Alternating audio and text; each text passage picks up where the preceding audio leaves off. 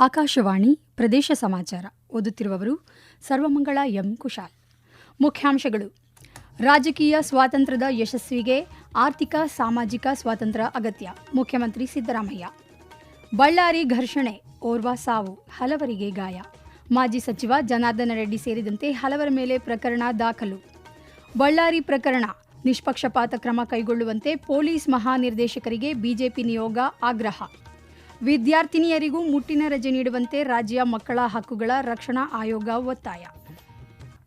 ರಾಜಕೀಯ ಸ್ವಾತಂತ್ರ್ಯ ಯಶಸ್ವಿಯಾಗಬೇಕಾದರೆ ಸಾಮಾಜಿಕ ಆರ್ಥಿಕ ಸ್ವಾತಂತ್ರ್ಯ ಯಶಸ್ವಿಯಾಗಬೇಕು. ಅಸಮಾನತೆಯನ್ನು ಹೋಗಲಾಡಿಸಿ ಸಮಾನತೆಯನ್ನು ಸಾಧಿಸಿದಾಗ ರಾಜಕೀಯ ಸ್ವಾತಂತ್ರ್ಯಕ್ಕೆ ಅರ್ಥ ಬರುತ್ತದೆ ಎಂದು ಮುಖ್ಯಮಂತ್ರಿ ಸಿದ್ದರಾಮಯ್ಯ ತಿಳಿಸಿದ್ದಾರೆ. ವಿಧಾನಸೌಧದ ಸಮ್ಮೇಳನ ಸಭಾಂಗಣದಲ್ಲಿಂದು ಅವರು ಕರ್ನಾಟಕ ಆಡಳಿತ ಸೇವೆ ಅಧಿಕಾರಿಗಳ ಸಂಘದ ದಿನಚರಿ ಮತ್ತು ಕ್ಯಾಲೆಂಡರ್ಗಳನ್ನು ಬಿಡುಗಡೆಗೊಳಿಸಿ ಮಾತನಾಡಿದರು. ಬಡವರು, ದಲಿತರು, ಅಲ್ಪಸಂಖ್ಯಾತರು, ಎಲ್ಲ ಜಾತಿ ಧರ್ಮದಲ್ಲಿರ್ತಕ್ಕಂಥ ಬಡವರು, ಅವ್ರ ಬಗ್ಗೆ ವಿಶೇಷ ಕಾಳಜಿಯಿಂದ ಕೆಲಸ ಮಾಡೋದು. ಯಾಕಂದ್ರೆ ಬಾಬಾ ಸಾಹೇಬ್ ಅಂಬೇಡ್ಕರ್ ಅವರು ಬಹಳ ಸ್ಪಷ್ಟವಾಗಿ ಹೇಳಿದ್ದಾರೆ. ಅಸೆಂಬ್ಲಿನಲ್ಲಿ ಸಂವಿಧಾನ ಅಂಗೀಕಾರ ಆಗೋದಕ್ಕೆ ಒಂದಿನ ಮುಂಚಿತವಾಗಿ ಬಹಳ ಸ್ಪಷ್ಟವಾಗಿ ಹೇಳಿದ್ದಾರೆ. ರಾಜಕೀಯ ಸ್ವಾತಂತ್ರ್ಯ ನಿಂತಿರೋದೇ ಸಾಮಾಜಿಕ ಸ್ವಾತಂತ್ರ್ಯ ಮತ್ತು ಆರ್ಥಿಕ ಸ್ವಾತಂತ್ರ್ಯದ ಮೇಲೆ ಅಂತ. ರಾಜಕೀಯ ಸ್ವಾತಂತ್ರ್ಯ ಯಶಸ್ವಿ ಆಗ್ಬೇಕಾದ್ರೆ ಸಮಾಜದಲ್ಲಿರ್ತಕ್ಕಂಥ ಎಲ್ಲ ಜನರಿಗೂ ಕೂಡ ಸಾಮಾಜಿಕ ಆರ್ಥಿಕ ಸ್ವಾತಂತ್ರ್ಯ ಸಿಗಬೇಕು. ಎಲ್ಲ ಅಧಿಕಾರಿಗಳು ಜಾತ್ಯತೀತ ದೃಷ್ಟಿಕೋನದಿಂದ ಕಾರ್ಯನಿರ್ವಹಿಸಬೇಕು. ಆಗ ಮಾತ್ರ ಸಮಾಜ ನಿರ್ಮಾಣ ಎಂದು ಮುಖ್ಯಮಂತ್ರಿ ಸಿದ್ದರಾಮಯ್ಯ ತಿಳಿಸಿದರು.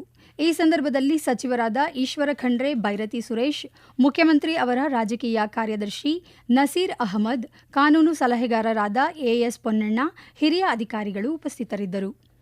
ಬಳ್ಳಾರಿ ನಗರದ ವಾಲ್ಮೀಕಿ ಸರ್ಕಲ್ನಲ್ಲಿ ನಾಳೆ ನಡೆಯಲಿದ್ದ ಮಹರ್ಷಿ ವಾಲ್ಮೀಕಿ ಪುತ್ಥಳಿ ಅನಾವರಣ ಹಿನ್ನೆಲೆಯಲ್ಲಿ ಬ್ಯಾನರ್ ಕಟ್ಟುವ ಕುರಿತು ನಡೆದ ಘರ್ಷಣೆಯಲ್ಲಿ ಗುಂಡೇಟಿಗೆ ಓರ್ವ ಯುವಕ ಸಾವಿಗೀಡಾದ ಘಟನೆ ವರದಿಯಾಗಿದೆ. ನಿನ್ನೆ ಕಾಂಗ್ರೆಸ್ ಕಾರ್ಯಕರ್ತರು ಜನಾರ್ದನ ರೆಡ್ಡಿ ಅವರ ಮನೆ ಹತ್ತಿರ ಬ್ಯಾನರ್ ಕಟ್ಟುವಾಗ ನಡೆದ ಗಲಾಟೆ ಪ್ರಕರಣದಲ್ಲಿ ಫೈರಿಂಗ್, ಕಲ್ಲು, ಕಾರಪುಡಿ, ಗಾಜಿನ ಬಾಟಲ್ಗಳ ತೂರಾಟದಲ್ಲಿ ಹಲವರು ಗಾಯಗೊಂಡಿದ್ದು, ಗುಂಡೇಟಿಗೆ ಹುಸೇನ್ ನಗರದ ಓರ್ವ ಯುವಕ ಬಲಿಯಾಗಿದ್ದಾನೆ. ಎರಡೂ ಗುಂಪಿನ ಹಲವರು ಹಾಗೂ ಪೊಲೀಸರು ಸೇರಿದಂತೆ ಅನೇಕರು ಗಾಯಗೊಂಡಿದ್ದಾರೆ. ಸದ್ಯ ನಗರದಲ್ಲಿ ಪೊಲೀಸ್ ಪಡೆಗಳು ಬೀಡು ಬಿಟ್ಟಿದ್ದು, ನಿಷೇಧಾಜ್ಞೆ ಹೇರಲಾಗಿದೆ.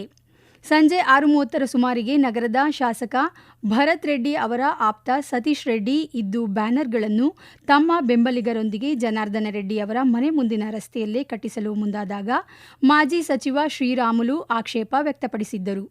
ಇಬ್ಬರ ನಡುವೆ ವಾಗ್ವಾದ ನಡೆದು ಎರಡೂ ಗುಂಪುಗಳು ಪರಸ್ಪರ ಘರ್ಷಣೆಗೆ ಮುಂದಾಗಿದ್ದಾರೆ.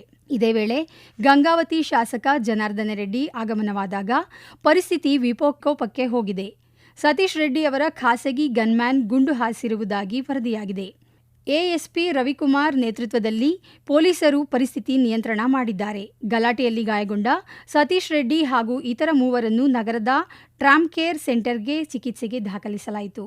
ತೀವ್ರ ಗಾಯಗೊಂಡ ಸತೀಶ್ ರೆಡ್ಡಿಯನ್ನು ಹೆಚ್ಚಿನ ಚಿಕಿತ್ಸೆಗೆ ಬೆಂಗಳೂರಿಗೆ ಕರೆತರಲಾಗಿದೆ. ಪರಿಸ್ಥಿತಿ ಕೈಮೀರಿದಾಗ ಪೊಲೀಸರು ಗಾಳಿಯಲ್ಲಿ ಗುಂಡು ಹಾರಿಸಿದರು.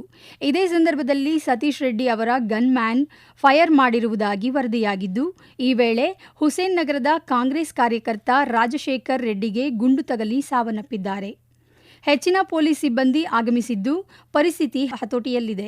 ಘಟನೆಗೆ ಸಂಬಂಧಿಸಿದಂತೆ ಗಂಗಾವತಿ ಶಾಸಕ ಜನಾರ್ದನ ರೆಡ್ಡಿ, ಮಾಜಿ ಶಾಸಕ ಜಿ ಸೋಮಶೇಖರ ರೆಡ್ಡಿ, ಮಾಜಿ ಸಚಿವ ಬಿ ಶ್ರೀರಾಮುಲು, ಪಾಲಿಕೆ ಸದಸ್ಯ ಮೋತ್ಕರ್ ಶ್ರೀನಿವಾಸ್, ಪ್ರಕಾಶ್ ರೆಡ್ಡಿ, ರಾಮಣ್ಣ, ಬುಡಾ ಮಾಜಿ ಅಧ್ಯಕ್ಷರುಗಳಾದ P Palanna, Dammur Shekhar, Maruti S Prasad, BJP ರಾಜ್ಯ ಕಾರ್ಯದರ್ಶಿ ಕೆಎಸ್ ದಿವಾಕರ್, ಜನಾರ್ದನ ರೆಡ್ಡಿ ಆಪ್ತ ಅಲಿಖಾನ್ ಮತ್ತಿತರ ಮೇಲೆ ಬ್ರೂಸ್ ಪೇಟೆ ಠಾಣೆಯಲ್ಲಿ ಕೇಸು ದಾಖಲಾಗಿದೆ. ನಿನ್ನೆ ರಾತ್ರಿ ನಗರದಲ್ಲಿ ನಡೆದ ಫೈರಿಂಗ್ನಲ್ಲಿ ಗುಂಡು ಹಾರಿಸಿದ ವ್ಯಕ್ತಿಗಳ ಮೇಲೆ ಕಾನೂನು ರೀತಿ ಕ್ರಮ ಜರುಗಿಸಬೇಕು.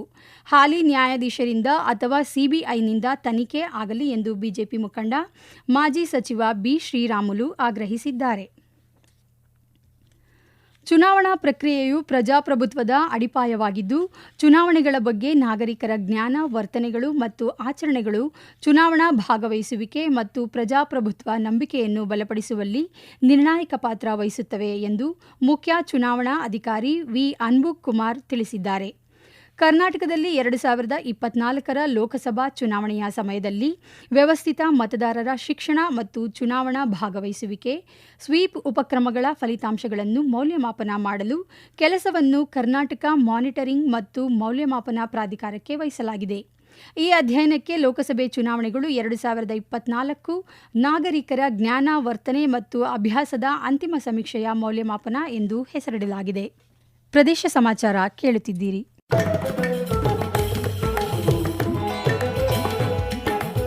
ನಮ್ಮ ಎಲ್ಲಾ ರಾಷ್ಟ್ರೀಯ ವಾರ್ತೆಗಳು ಹಾಗೂ ಪ್ರದೇಶ ಸಮಾಚಾರ ಈಗ ಆಕಾಶವಾಣಿ ನ್ಯೂಸ್ ಕನ್ನಡ ಯೂಟ್ಯೂಬ್ ಚಾನೆಲ್ನಲ್ಲಿ ಲಭ್ಯ. ನಮ್ಮ ಎಕ್ಸ್ ಖಾತೆ ಮತ್ತು ಇನ್ಸ್ಟಾಗ್ರಾಂ ಖಾತೆ ಆಕಾಶವಾಣಿ ನ್ಯೂಸ್ ಕನ್ನಡ. ಹೆಚ್ಚಿನ ಮಾಹಿತಿಗಾಗಿ ನಮ್ಮ ಫೇಸ್ಬುಕ್ ಖಾತೆ ಆಕಾಶವಾಣಿ ವಾರ್ತೆ ಕನ್ನಡವನ್ನು ಅನುಸರಿಸಿ. ನಿಖರ, ನೈಜ ಹಾಗೂ ವಿಶ್ವಾಸಾರ್ಹ ಸುದ್ದಿಗಾಗಿ ಕೇಳಿ ಆಕಾಶವಾಣಿ ವಾರ್ತೆಗಳು.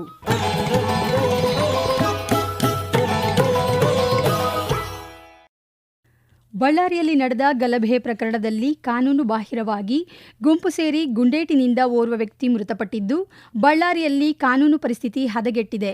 ಈ ಕುರಿತು ಯಾವುದೇ ನಿಷ್ಪಕ್ಷಪಾತ ಕಾನೂನು ಕ್ರಮ ಕೈಗೊಳ್ಳುವಂತೆ ವಿರೋಧ ಪಕ್ಷದ ನಾಯಕ ಆರ್. ಅಶೋಕ ಪೊಲೀಸ್ ಮಹಾನಿರ್ದೇಶಕ ಹಾಗೂ ಮಹಾನಿರೀಕ್ಷಕರಿಗೆ ಪತ್ರ ಬರೆದಿದ್ದಾರೆ. ಅವರು ತಮ್ಮ ಪತ್ರದಲ್ಲಿ ಬಳ್ಳಾರಿ ಶಾಸಕ ಭರತ್ ರೆಡ್ಡಿ ಅವರು ಗಂಗಾವತಿ ಶಾಸಕ ಜನಾರ್ದನ ರೆಡ್ಡಿಯವರ ಹತ್ಯೆಗೆ ಸಂಚು ರೂಪಿಸಿದ್ದರು.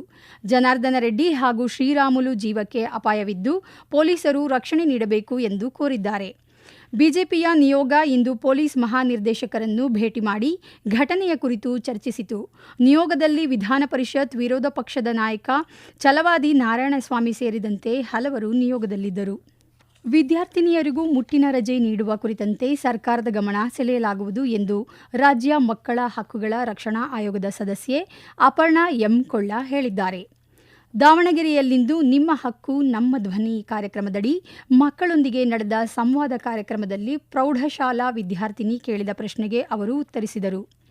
ಕೆಲಸ ಮಾಡುವ ಮಹಿಳೆಯರಿಗೆ ಮುಟ್ಟಿನ ರಜೆ ನೀಡುವುದು ರಾಜ್ಯ ಸರ್ಕಾರದ ತೀರ್ಮಾನವಾಗಿದ್ದು, ವಿದ್ಯಾರ್ಥಿನಿಯರಿಗೂ ಈ ಸೌಲಭ್ಯ ನೀಡಿಕೆಯ ತೀರ್ಮಾನವನ್ನು ಕೂಡ ಸರ್ಕಾರವೇ ತೆಗೆದುಕೊಳ್ಳಬೇಕು. ಈ ಸಂಬಂಧ ಮಕ್ಕಳ ರಕ್ಷಣಾ ಆಯೋಗ ಸರ್ಕಾರದ ಗಮನಕ್ಕೆ ತರಲಿದೆ ಎಂದು ಹೇಳಿದರು. ಬಸ್ಗಳ ಬಗ್ಗೆ ಲಾಸ್ಟ್ ಟೈಮ್ ಕೂಡ ನಾವು ಎಲ್ಲ ಡಿಪಾರ್ಟ್ಮೆಂಟ್ದು ನಮ್ಮ ಆಯೋಗದಿಂದ ಇದು ಮಾಡಿದಾಗ ಕೂಡ ನಾವು KSRTC MD ಅವ್ರ ಜೊತೆ ನಾವು ಮಾತಾಡಿದ್ದೀವಿ. ಎಲ್ಲಿ ಬಸ್ ಫೆಸಿಲಿಟೀಸ್ ಇಲ್ಲ ಅಂದರೆ ಎಲ್ರಿಗೂ ಗೊತ್ತಾಗೋದಿಲ್ಲ. ಅದನ್ನು ನೀವು ರೈಟಿಂಗಲ್ಲಿ ಕೊಟ್ಟರೆ ಟೈಮಿಂಗ್ಸ್ ಕೂಡ ಏನಂದ್ರೆ ಬೆಳಗ್ಗೆ 8 ಗಂಟೆಗೆ ಏನಾದರೂ ಹೋಗ್ತಾ ಇದ್ರೆ ಒಂದು ಹಾಫ್ ಆನ್ ಅವರ್ ಹೆಚ್ಚು ಕಡಿಮೆ ಮಾಡಿ ಬಸ್ಗಳನ್ನು ಹಾಕಲಿಕ್ಕೆ ಅನ್ನೋಂತಂದರೆ ಅಲ್ಲಿ ವ್ಯವಸ್ಥೆ ಮಾಡ್ತೀವಿ ಅಂತ ಕೂಡ ಆಲ್ರೆಡಿ ಹೇಳಿದ್ದಾರೆ. ಇದನ್ನು ನಾವು ಇನ್ನೊಂದು ಸಲ ಏನಂದರೆ KSRTC MD ಅವರಿಗೆ ಒಂದು ಸಲ ಗಮನಕ್ಕೆ ತರಲಿಕ್ಕೆ ನಾವು ಅದನ್ನು ಟ್ರೈ ಮಾಡ್ತೀವಿ. ಸಾರಿಗೆ ಸಂಪರ್ಕ ಇಲ್ಲದ ಕಡೆಗಳಲ್ಲಿ ವಿದ್ಯಾರ್ಥಿಗಳು ಸರಿಯಾದ ಸಮಯಕ್ಕೆ ಶಾಲೆಗೆ ಆಗಮಿಸಲು KSRTC ಬಸ್ಗಳ ವ್ಯವಸ್ಥೆ ಕಲ್ಪಿಸುವ ಕುರಿತು ನಿಗಮದ ವ್ಯವಸ್ಥಾಪಕ ನಿರ್ದೇಶಕರೊಂದಿಗೆ ಮಾತನಾಡಲಾಗುವುದು ಎಂದು ಇದೇ ವೇಳೆ ಅಪರ್ಣಾ ಕೊಳ್ಳ ಹೇಳಿದರು. 2026 ಹೊಸ ವರ್ಷ ಆಚರಣೆ ಸಂದರ್ಭದಲ್ಲಿ ಬೆಂಗಳೂರು ಕೇಂದ್ರ ನಗರ ಪಾಲಿಕೆ ವ್ಯಾಪ್ತಿಯಲ್ಲಿನ ಪ್ರಮುಖ ರಸ್ತೆಗಳಲ್ಲಿ ಉತ್ಪತ್ತಿಯಾದ ಸುಮಾರು 9 ಟನ್ ತ್ಯಾಜ್ಯವನ್ನು ಬೆಂಗಳೂರು ಕೇಂದ್ರ ನಗರ ಪಾಲಿಕೆ ವತಿಯಿಂದ ಅತ್ಯಂತ ಕಡಿಮೆ 5 ಗಂಟೆಗಳ ಕಾಲ ಅವಧಿಯಲ್ಲಿ ತೆರವು ಹಾಗೂ ಪಾದಾಚಾರಿ ಹಾಗೂ ರಸ್ತೆಗಳನ್ನು ಸ್ವಚ್ಛಗೊಳಿಸುವ ಕಾರ್ಯವನ್ನು ಕೇಂದ್ರ ಸರ್ಕಾರದ ಸ್ವಚ್ಛ ಭಾರತ ಮಿಷನ್ ಶ್ಲಾಘಿಸಿದೆ. ಕೊನೆಯಲ್ಲಿ ಮತ್ತೊಮ್ಮೆ ಮುಖ್ಯಾಂಶಗಳು. ರಾಜಕೀಯ ಸ್ವಾತಂತ್ರ್ಯದ ಯಶಸ್ಸಿಗೆ ಆರ್ಥಿಕ ಸಾಮಾಜಿಕ ಸ್ವಾತಂತ್ರ್ಯ ಅಗತ್ಯ. ಮುಖ್ಯಮಂತ್ರಿ ಸಿದ್ದರಾಮಯ್ಯ. ಬಳ್ಳಾರಿ ಘರ್ಷಣೆ, ಓರ್ವ ಸಾವು, ಹಲವರಿಗೆ ಗಾಯ. ಮಾಜಿ ಸಚಿವ ಜನಾರ್ದನ ರೆಡ್ಡಿ ಸೇರಿದಂತೆ ಹಲವರ ಮೇಲೆ ಪ್ರಕರಣ ದಾಖಲು. ಬಳ್ಳಾರಿ ಪ್ರಕರಣ, ನಿಷ್ಪಕ್ಷಪಾತ ಕ್ರಮ ಕೈಗೊಳ್ಳುವಂತೆ ಪೊಲೀಸ್ ಮಹಾನಿರ್ದೇಶಕರಿಗೆ ಬಿಜೆಪಿ ನಿಯೋಗ ಆಗ್ರಹ. ವಿದ್ಯಾರ್ಥಿನಿಯರಿಗೂ ಮುಟ್ಟಿನ ರಜೆ ನೀಡುವಂತೆ ಮಕ್ಕಳ ಹಕ್ಕುಗಳ ರಕ್ಷಣಾ ಆಯೋಗ ಒತ್ತಾಯ. ಇಲ್ಲಿಗೆ ಪ್ರದೇಶ ಸಮಾಚಾರ ಮುಗಿಯಿತು. ನಮ್ಮ ಮುಂದಿನ ವಾರ್ತಾ ಪ್ರಸಾರ ಸಂಜೆ 6:40 ನಿಮಿಷಕ್ಕೆ.